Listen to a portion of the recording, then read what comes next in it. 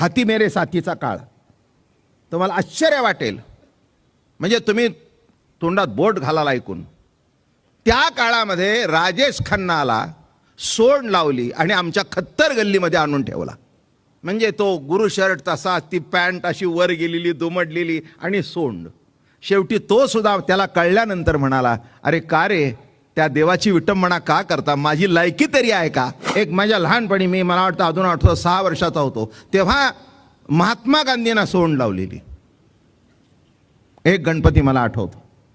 आणि कस्तुरबा शेजारी. म्हणजे आता काय कसं काय कळावं. तसं गणपती म्हटल्यानंतर गणपतीच, त्याचं जे पूर्वंपार चालत आलेलं रूप आहे त्या रूपात याची किंचित बदल करू नये. तसाच गणपती श्रीमंत दगडूशेठ हलवाईचा आहे. मला तुम्हाला सगळ्या गणपती भक्तांना सांगायचं आहे, गणपतीच्या मूर्तीत बदल करणं नामेच तिची तोडफोड करणं. माझं बोलणं तुम्हाला लागेल, पण तीच इच्छा आहे माझी. गणपती हा गणपतीच असावा, आग्र्याहून सुटका नसावी. माझं बोलणं कळलं का. छत्रपती सारखा राजा झाला नाही, त्यांना तिथे ठेवा. विष्णुदेव श्रेष्ठ आहे, विष्णूला विष्णूच्या ठिकाणी ठेवा. विष्णूला सोंड लावायची आणि त्याला गणपती म्हणायचा, हे कितपत तुम्हाला योग्य वाटतं हे तुम्ही बघा.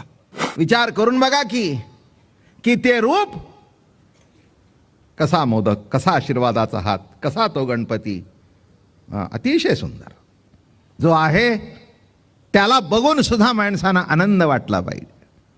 काय म्हणून काहीही दुसरं करू नका, त्याला विष्णू करू नका, त्याला कृष्ण करू नका, त्याला विठोबा करू नका आणि विठोबाला सोंड लावू नका. कळलं का तुम्हाला. कृष्णालाही सोंड लावू नका. जो गणपतीचं रूप आहे ते रूप मेंटेन करा, ते आहे ते जतन करा आणि त्या रूपामध्ये त्याला बघा. त्या रूपामध्ये त्याला बघितलं तर तो पावेल.